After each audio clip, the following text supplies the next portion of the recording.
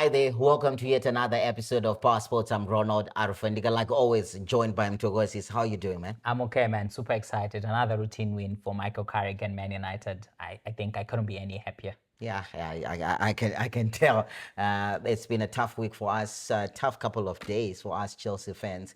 But anyway, it is well. We'll get to that. We'll start off with the gentleman's game, that is cricket. We are now at the T20 semi-final stage, and it's New Zealand and versus South Africa, India versus England. I think these are pre-tournament favorites that have made it to the semi-finals. But before we get to talk about them, let's just one word on the chaperons. I know that the road came to an end for them, but it's been a tournament to remember for them. They came to the fore, they delivered the consistency, the performances. A new star was born. I know it was a team effort. Blessing Mzarabani came through with some wickets. The experience of Brendan Taylor in the earlier games, but Brian Bennett, Sikandar Raza. It was an all-round great performance, which makes it even more exciting to think that we will be hosting the World Cup next year. That is the 50 overs format, isn't it? Yeah, definitely. And the T20 World Cup was a good precursor for that particular World Cup that we're going to host next year. But then I'm so excited. The Chevrons did us proud. They couldn't have flown their national flag any higher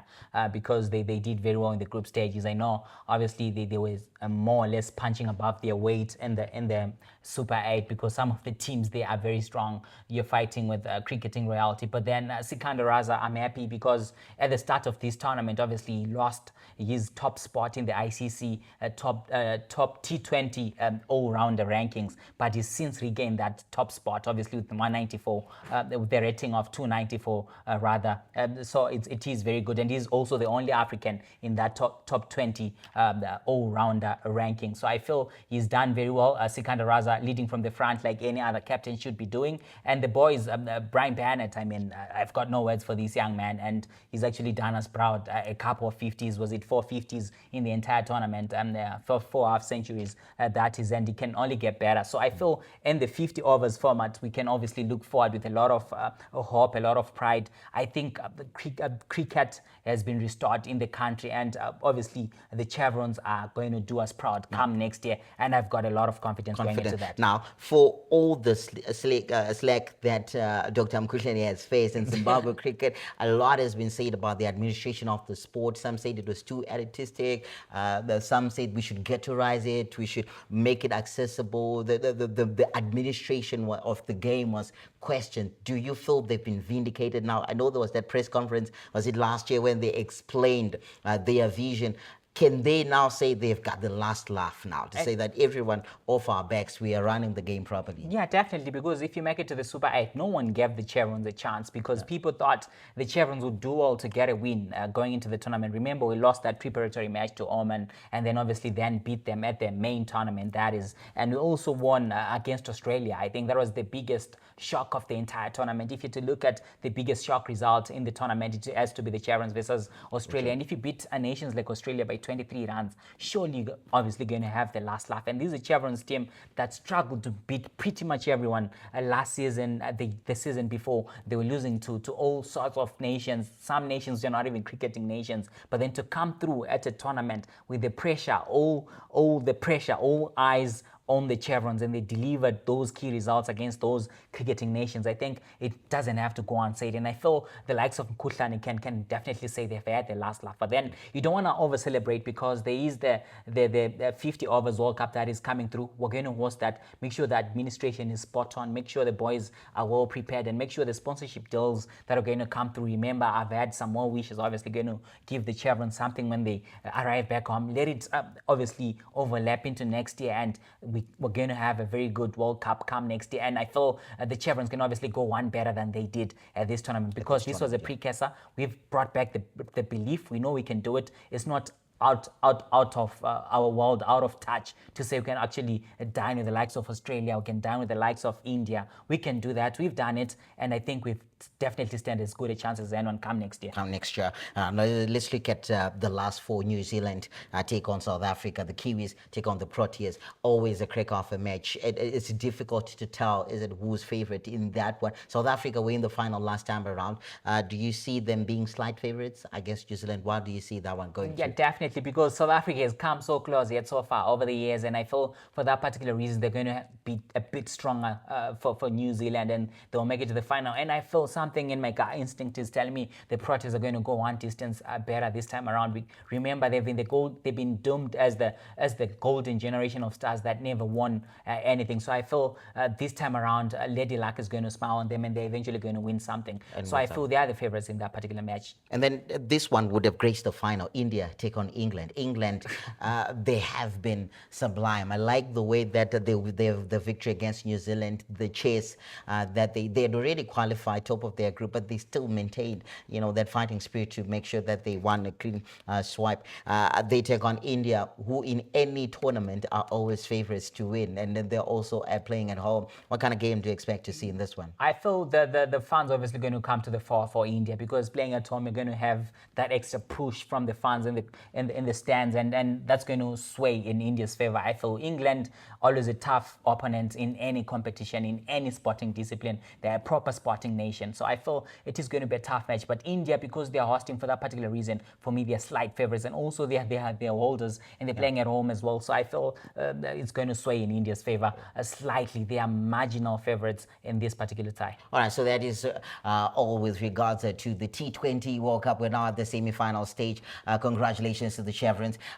They yes, officially out, but well, a lot of people would be talking about Zimbabwe. They won the hearts of many. Now let's move on to look at the Champions League draw. A horror draw for us Chelsea fans. We were given PSG. They're saying that you were claiming that you beat PSG in the Club World Cup. So there you have it. And PSG were praying that they get Chelsea. Now, what kind of game do you expect? This is the champ. Maybe let me just give you a rundown of all the fixtures, and then we look at selected a few that we think are going to be the most talked about. Chelsea take on Paris Saint-Germain, the defending champions. Manchester City play against Real Madrid. I don't know for how many times they've had to face each other. Liverpool take on Galatasaray. You say the dark horses of the tournament. And then you've got Atalanta taking on Bayern Munich. And then Newcastle play Barcelona. Atletico Madrid take on Tottenham Hotspurs. And then Bayer Leverkusen take on Arsenal, whilst Bodo Glimt will take on Sporting Lisbon. We start off with the Chelsea PSG game. What kind of game are we expecting to see in this one? Chelsea got the better of PSG in the Club World Cup. We thought they had turned a corner, but then they've since regressed, if you ask me. Since sacked the club winning World Cup winning coach Maresca, and they've got Liam Rosinya, who's going to be a rookie facing Enrique. What kind of game is it going to happen? Are we going to witness? I think PSG going to this one is outright favorites. I know Chelsea, obviously, that 3-0 win would have done them the world of good, but then I feel it is a result that almost is deceptive, and you're obviously going to think we're stronger and we're ready to dine with Europe's elite, which I feel they're not yet. It's a young squad that Liam Rosinya has inherited from Enzo Maresca. It's a young squad that also needs to learn. There are a lot of disciplinary issues. Remember, Chelsea now have 9 red cards in all competitions, and they have equaled the record in the Premier League, 7 of those coming in the Premier League and 2 in other competitions. So when you're facing the likes of Ousmane Dembele, I know he's currently injured, but maybe he's going to be ready for that match. I don't know. He's obviously going to be subject to a lead fitness test. For the likes of Desire Due,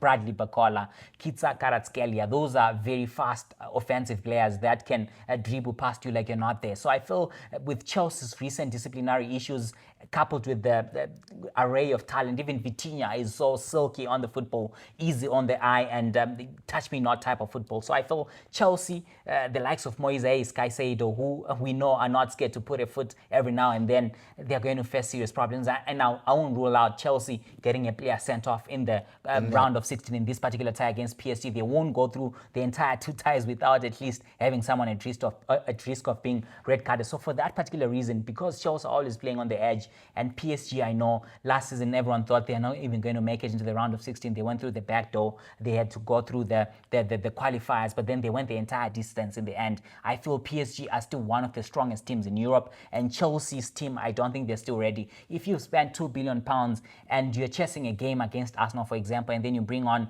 Liam Delap, with all due respect, to try and get you a goal, I think that's not good enough. The array of talent that PSG has at their disposal, they're going to be too strong for Chelsea. I think the same was said before the club woke up, so we're hoping that Chelsea can prove them wrong. But as it stands, I agree with you that PSG will be odds-on favourite. And then lastly, before we look at the APL, we just look at single out the City, Manchester City versus Real Madrid, a game. The modern day, was it the Liverpool-Chelsea? Then we had the Arsenal-Bayern. It's almost like there are certain draws that keep on happening. Now you've got Manchester City take on Real Madrid. Who are favourites in this one? This one can go either way. Both teams have largely been inconsistent this season. Real Madrid have blown hot and cold. Manchester City, they've also done the same. You don't know which Man City side is going to turn up. Equally so, you don't know which Real Madrid team is going to turn up. If Kylian Mbappe has got the bit between his teeth, like he had in this particular fixture last season, I thought Real Madrid slightly edged in that regard, because Kylian Mbappe has been scoring goals for fun. I think he's a complete forward, the most complete forward in world football, in my opinion. Erling Haaland, goals have dried up. He didn't even play against Leeds over the weekend. Is he going to play against Manchester City? He's going to be against Real Madrid, sorry. Is he going to be fit in time? If he is, then it's a different proposition altogether. And Pep Guardiola, what is he going to do? Is he going to stick or twist? Because Pep Guardiola, we know he loves a change. He likes tinkering every now and then. He might probably go for the false nine, and not so long ago he went for Uma Mamouche up top at the Bernabeu. Is he going to go for the same type of tactics? And if he does that, is Uma Mamouche going to be able to deliver the goods against the likes of Antonio Rudiger? Only time will tell. But I feel, if you ask me, it is 51-49 in favour of Real Madrid because of Kylian Mbappe and what he's been able to produce this season. All right. So remember the Champions League draw coming out, and of course I think action will start off next week, is it? So we will be previewing those games. But lastly, before we round up, let's just look at the EPL, the race for top four. Now you've got Chelsea losing to Arsenal yesterday and losing ground also in the pursuit for Champions League qualification. Liverpool 5-2 winners against West Ham, and then you had Manchester United winning yet again, and Benjamin Sesko coming through with a winner, and then Aston Villa, they have been dropping points of late, so I'd love to hear from you. Who do you think are going to make it in the Champions League?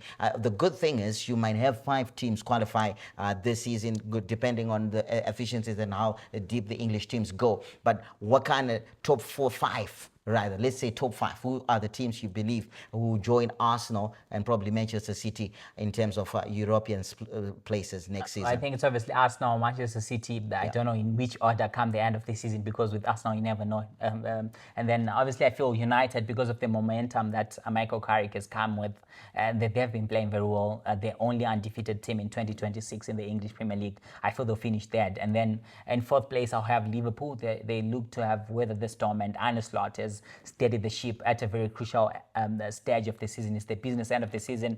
I think all the noise surrounding Liverpool, the outside noise, almost been put to one side and it has been shut out, and Liverpool are slowly but surely grinding results and getting results going their way. And I felt Aston Villa will just but nick it ahead of Chelsea. Chelsea, I think, because of the amount of fixtures that they have remaining and the type and nature of fixtures that they have. Remember, they go to Villa Park in the week. They also have to face teams like Newcastle. Still here to face Manchester City. Still here to face United. I feel Chelsea have the tougher fixtures of all those teams chasing the top 5 spots. And for that particular reason, and Chelsea are blowing hot and cold every now and then. For that particular reason, I'm afraid Chelsea will lose out on the top 5 spot. Just a word on Chelsea. Do you feel they've got a Cole Palmer conundrum, a Cole Palmer problem? Because he's your talisman. You expect him to play, but then he's not delivering. Maybe you were subject to injuries. But how do you solve that? Because there was a time when Chelsea was accused of being a Cole Palmer team,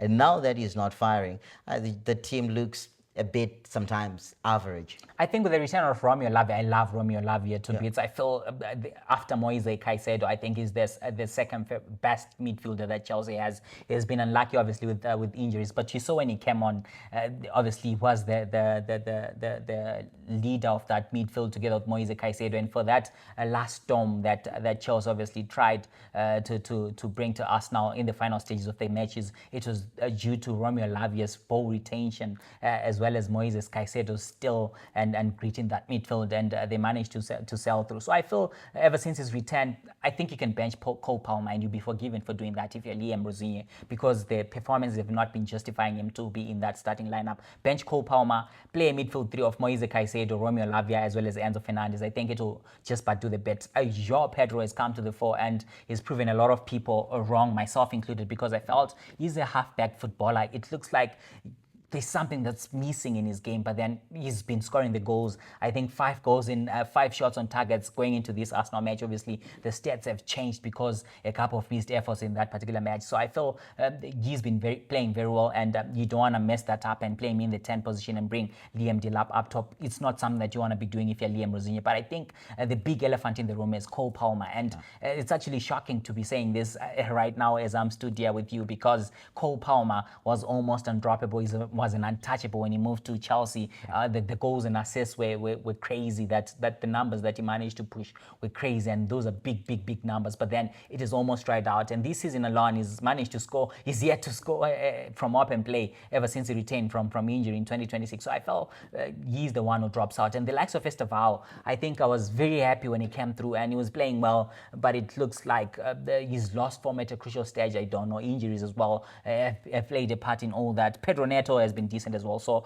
my starting lineup would be Lavia, Enzo Fernandez, Moise Caicedo, Neto and Esteval either side of João Pedro, if you are to make a decent fight for that top 4 spot if you're Chelsea.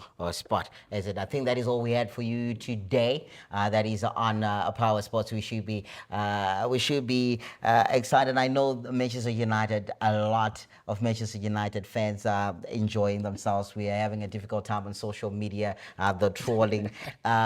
It's tough times, I tell you. But otherwise, I think that for now, as I was saying the other time, that probably Manchester United top 4, front 4 is probably the best in England at the moment, where you've got Cunha on the left and Mbemo on the right, and then Bruno just behind them, and then Sesko scoring the goals. They just look difficult to keep up, and they keep scoring goals for fun. Yeah, I think they're the best team in transition in the Premiership. If you lose the ball in their defensive third, I mean, they can get to your penalty box in double quick time, and in transition, I think there are many goals that we can reference. You look at the goal for Cunha against Arsenal. You obviously look at Mbumo's goal against Manchester City, Sesko's goal against Everton. I think Sesko's goal again against Fulham at the very death. I feel those are goals in transition, and when they're playing like they are doing, I think they're the best team in transition in the Premier League. And it's interesting times to be a United fan, and Michael Carrick, he can't seem to do any wrong at the moment. All right, so remember, you can also come to let us know who do you think are going to make it into the top 4, top 5. So let's use top 5 because you want to sneak in Chelsea. Yeah, we want to sneak in Chelsea in the Champions League slots. I think that is all we had for you. Top, always a pleasure, man. Okay, man. Good to this next time. Ciao, ciao.